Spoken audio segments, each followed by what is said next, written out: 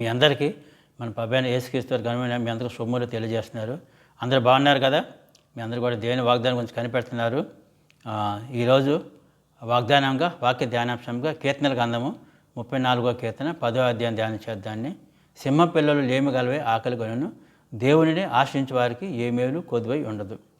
What a great promise by God. కీర్తనల గ్రంథంలో కూడా దావీదు అనే భక్తుడు అనేకమైన మన పరిశుద్ధాత్మ చేత పేరెంపడి అనేకమైన కీర్తనలు కూడా చాలామంది మర్మాలు దావీదు పొందుకొని అవంతి గొప్ప మర్మాలు మనకు తెలియపరిచాడు. సో కీర్తనల గ్రంథంలో చాలా దేవుని యొక్క వాగ్దానాలు చాలా ఉన్నాయి. అందులో ఈరోజు మన వాక్య ధ్యానాంశంగా 34 కీర్తన 10 వర్షం ధ్యానం చేద్దామండి. కాబట్టి మనం దేవుని నందు భయభక్తిగా దేవుని బిడ్డలుగా మనం జీవించినట్టయితే దేవుడు మనతో మాట్లాడుతుందంటే మనకు ప్రతిది కూడా ఆయన నీకు తోడుగా ఉండి నువ్వు ఆయన ఆశ్రయించాలి. అప్పుడు నీకు ప్రతిది కూడా నీకు తోడుగా ఉండి సహాయం చేస్తాను దేవుడు. ఇక్కడ మనం గమనించే అంశం తీరాలా దేవుని బిడ్డలారా, మనం అంతా కూడా దేవునందు మన విశ్వాసం దేవుని బిడ్డలం కాబట్టి మనందరూ ఆయనందు దేవుని మంది భయభక్తులు కలిగి మనం జీవించాలి. ఈ రోజుల్లో చాలామంది బిడ్డల్లో కొంతమంది భయం ఉంటుంది కానీ భక్తి ఉండలే, కొంతమంది భక్తి ఉంటుంది కానీ కొంతమంది భయం ఉండలేదు. కాబట్టి నువ్వు యేసుక్రీస్తు ప్రభువుని సంపూర్ణంగా విశ్వాసించే దేవుని బిడ్డవు కాబట్టి నువ్వు దేవునందు భయభక్తులు కలిగి జీవించే మనసు నీకు ఉండాలి. అప్పుడే దేవుడు మన హృదయాల్లో చాలా ఇష్టపడుతూ ఉంటాడు మామూలుగా. కాబట్టి ఇక్కడ మనం నేర్చుకునే మన దేవుడు మనకి నేర్పించిన మన పాఠం ఏంటంటే నీ నోరును కూడా నువ్వు కాపాడుకోవాలా. నీ కపటమైన మాటలు నీ హృదయం నుంచి రాకూడదు. అలాగే నువ్వు మాట్లాడే మాట నీ కపటమైన మాటలు నీ హృదయం నుంచి రాకూడదు. కాబట్టి నీ చెడ్డ మాటలు కపట మాటలు మాట్లాడకుండా నీ నాలుకను నీ పెదవుల్ని కాపాడుకోవాలని చెప్పి దేవుడు మనకు చెప్తున్నాడు మామూలుగా. నువ్వు యేసుక్రీస్తు సంపూర్ణ విశ్వాసం దేవుని బిడ్డ అయితే నువ్వు ఎప్పుడు కూడా నువ్వు మేలే చేయాలని ఆయన చెప్తున్నాడు మామూలుగా. నీ సహోదరులు కానీ లేకపోతే నీ పొరుగువారు కానీ నీ బంధువులు కానీ మిత్రులు నీ కొన్నిసార్లు నీ కీడు చేయొచ్చు. కానీ నువ్వు కీడు చేస్తే నువ్వు ప్రతిగా వాళ్ళు కీడు చేయొద్దు దేవుని బిడ్డ, వాళ్ళకి నువ్వు మేలే చేయి. అప్పుడే నువ్వు ఏంటంటే నువ్వు దేవుని సమాధానం పొందే గుణం నీకు ఉంటుంది. కాబట్టి నువ్వు కీడు చేసిన మేలు చేస్తే దేవుడు నీకు మేలే చేస్తాడు ఎప్పుడు.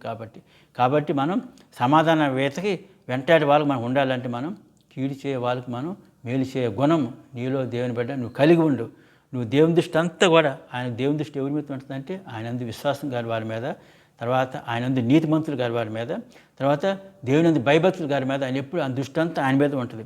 కాబట్టి నువ్వు దేవునందు భయభక్తులు గారి దేవుని బిడ్డవు కాబట్టి నీ దృష్టి అంతా కూడా నువ్వు ప్రభు మీద దేవుని ఫోకస్ చేయి.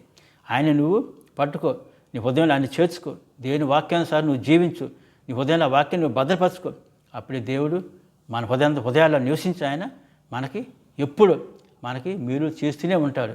సింహ పిల్లలు ఆకలి కొని లేమి గలవి అవన్నీ ఆకలి పొందుతాయి. కానీ నువ్వు నీ హృదయంలో దేవుని వాక్యం ఉందా? నువ్వు దేవుని ఎప్పుడు స్తుతిస్తున్నావా? ప్రతిసారి ఆ వాగ్దాన్ని నువ్వు గట్టిగా పట్టుకుంటున్నావా?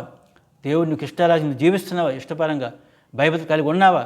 అందుకే అలా ఉన్నప్పుడైతే దేవుడు నీ హృదయాల్లో నివసించి మనందు ఆయన నివసించి నీకు ఎప్పుడు కూడా మేలులు చేస్తూనే ఉంటాడు.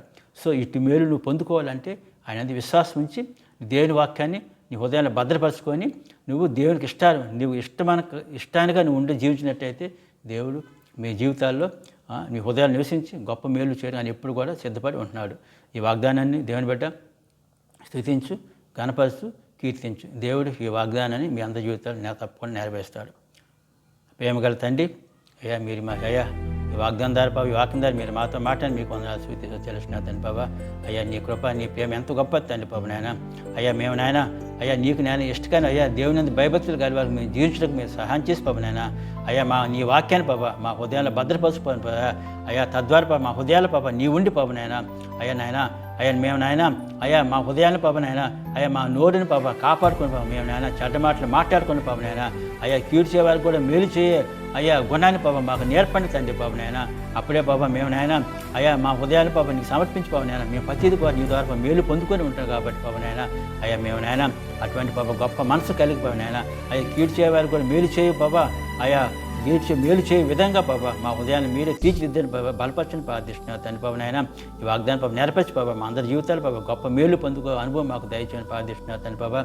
ఈరోజు ఆన్లైన్ పాప దేవుని బిడ్డల పాప అయ్యా వారు చేసిన పనుల్లో పాప నాయన, వారు చేసిన ఉద్యోగాలు పాప అయ్యా వారు చేసిన పాప నాయన బిజినెస్ విషయాలు పాప మీరే పాప తోడుకొని సహాయం చేసి పాప నాయన. వాళ్ళ మార్గాలు పాప నీ కృప చూపుతాండి పాప నాయన. అయ్యా వారు నాయన ఈ రోజంతా పాప నాయన వారు చే పనులు పాప గొప్ప మేలులు పొందుకొని పాప నాయన. అయ్యా పాప నాయన అయ్యా నీ నామ సాక్షిపుల జీవితంకు సహాయం చేయమని ఘనత మహిమ పాపాలు నీకు మాత్రమే చెల్లించుకుంటూ నజరేయుడైన యేసుక్రీస్తు అతి శ్రేష్టమైన నామ తండ్రి మీరు మిక్కిలి మీద అడిగి వేడుకుంటున్నాం మా పరమ తండ్రి. Amen. Have a blessed day. God bless you.